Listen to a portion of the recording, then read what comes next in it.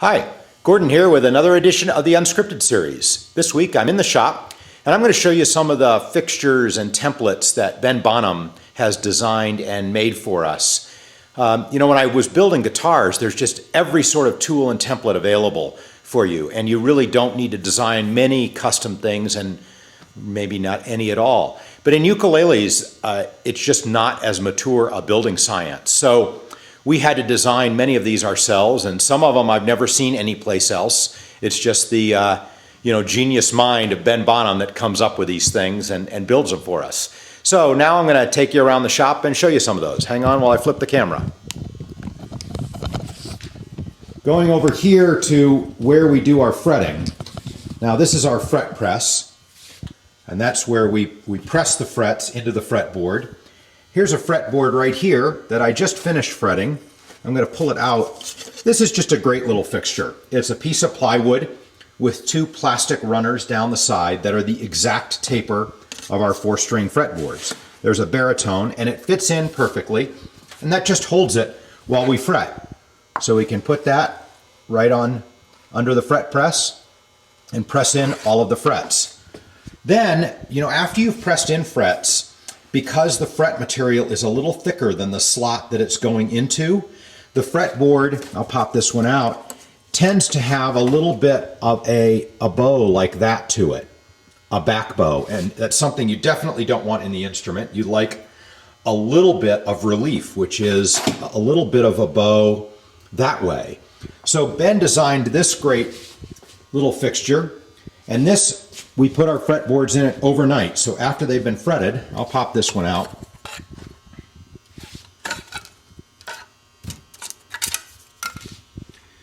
So that just sits in the fixture overnight, and you can see it's curved. Sorry for the poor video, but get a little bit of background.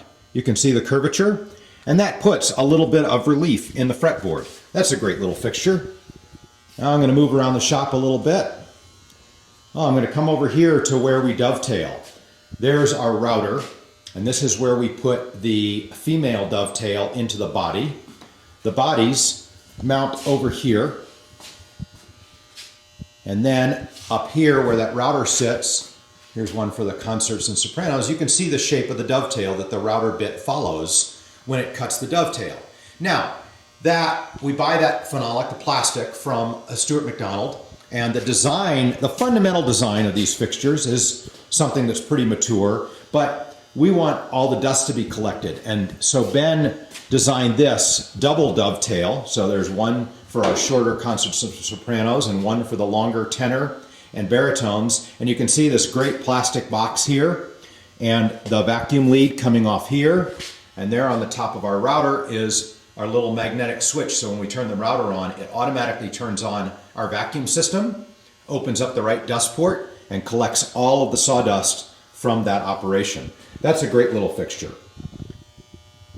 Here's another one down here. Aaron's already showed you this, but as long as I'm doing fixtures, I'll show it again. Here's a neck right there, and that fixture goes on that neck like that, and it's used to accurately cut off that head plate break, which has to be at the exact correct point for everything to intonate and work properly. So, I hear the door. There's Shar coming over with her computer to check in some tops and backs and sides that have just come back from Ben. So I'm just going to show a couple of other fixtures here. Let me walk around over here to where we route the sound ports on the resonator. You can see there's the teardrop sound ports all on this big fixture. So Shar mounts the top of the resonator to this fixture. I'm going to go underneath it here where you can see those precisely machined shapes, and they ride in the pin right there, the pin of this pin router, the router bit right there. So all she has to do is mount the top in there, and it accurately and exactly routes those sound ports. And that's really what you're after with a fixture. There's a couple others I'll show you. This is a very simple one, but these are the clamps that we use when we attach the body and the neck and the fretboard.